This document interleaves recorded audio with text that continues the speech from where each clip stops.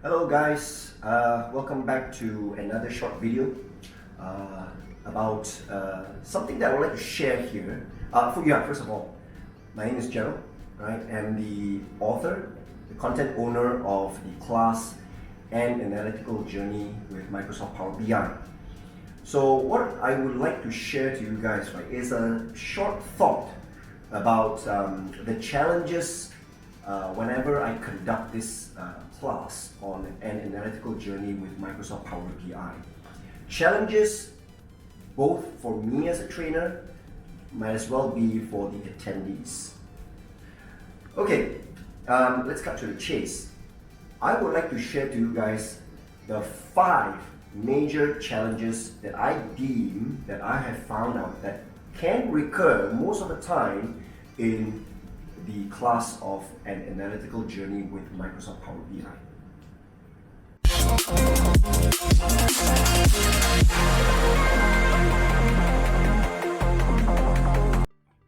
Challenge number 1. Alright, the user interface of your Power BI desktop, there is a little bit of a bug there. Now, if your screen resolution is very low, let's say you're using your personal laptop, which is a smaller screen in size. Now, much of the interface, such as, for example, a dialog box. Now, it would be hidden from your view at times.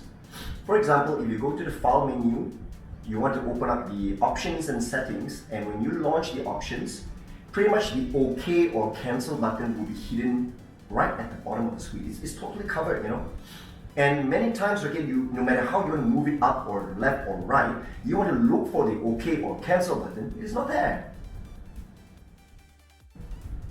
Alright, another one would be dashboard scrolling. If you build a dashboard using your Power BI website, the browser, that's the only way you can build a dashboard, the scrolling can be always a challenge. You see, for example, if you make your dashboard full screen, pretty much most of your tiles cannot be moved when you are in full screen, because full screen is for viewing. So you have to go back and exit the full screen view, then you can move your tiles around. Now, since the tiles are resizable and they are something like a fresh playground for you to move the tiles around, now if you have a lot of tiles on your dashboard and your dashboard requires you to scroll right or down, it can be a hassle. Challenge number 2. Alright, the next one would be Dex Formulas. The nightmare of Dex Formula. You see, when we enter Dex Formulas in the formula bar, sometimes that experience can be a bit unpleasant for certain people. Now, even though there is a nice IntelliSense feature introduced by Microsoft, but still there are some room for errors. Now, many times in my class, whenever I conduct DAX, when I show the formula, right, and I expect the participants to enter the formula, now, probably due to typo mistakes or whatever, now that's one major challenge for a lot of attendees in my class, because when they enter, they will miss a closing bracket, or they will miss a comma, or that sort of syntax.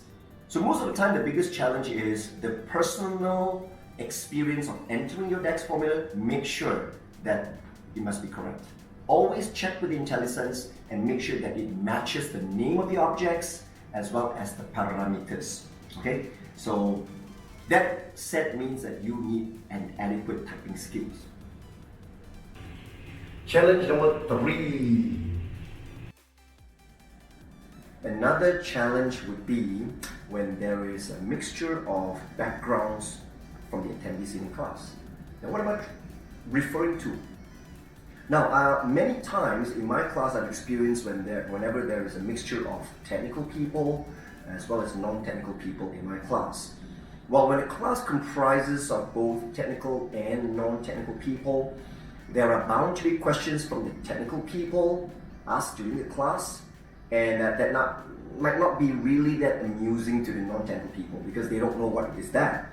Or rather, the other way around, when non-technical people intended to ask questions, they would be sometimes too shy to ask in a class because knowingly there are technical people in there, and they do not want to be regarded as, oh, what kind of silly question was that, right?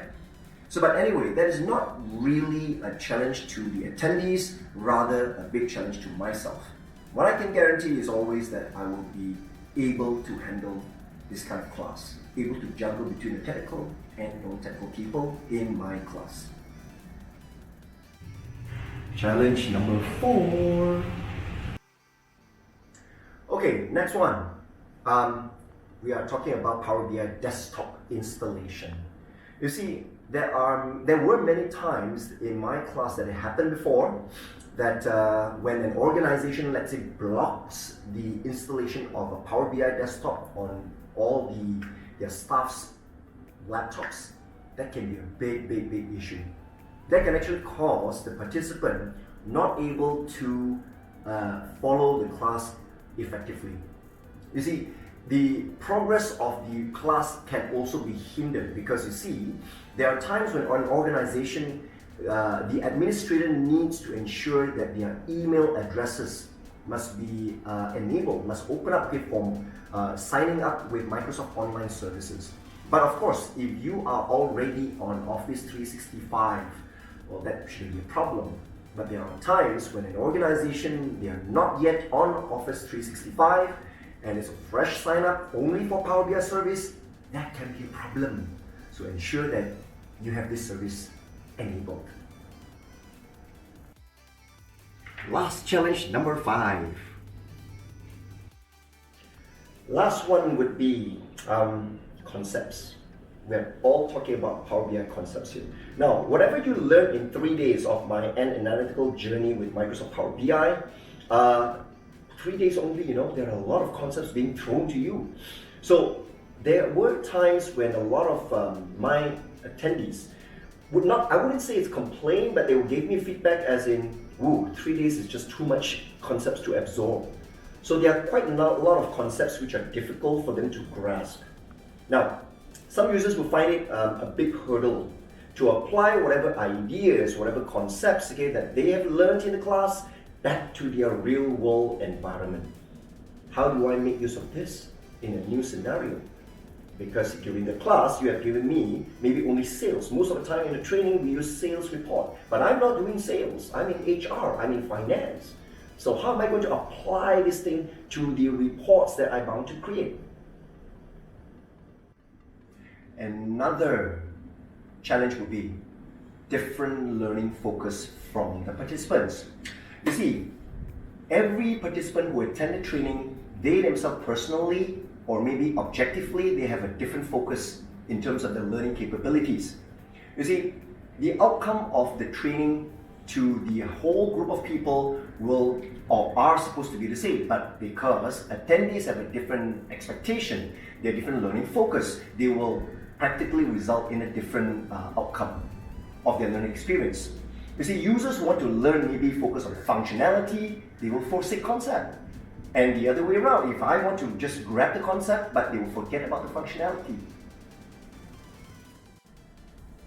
Now, that was the 5 big challenges in an analytical journey with Microsoft Power BI class.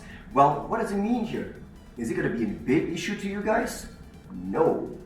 It's just a challenge. It's not any big problem to you guys, right? So this means that no matter what background you are from, whether you're technical, you're non-technical, it's not really going to be a big obstacle. I just would like to share my thoughts as a trainer in my class. I've done this so many times, but I just want you guys to be really prepared, what you should do, what you should expect in an analytical journey with Microsoft Power BI. So, well, I'm going to sign off, but just to let you guys know that I would be really happy if you can join me in my class. So you should find out whether those are going to be a challenge to you or not. See you.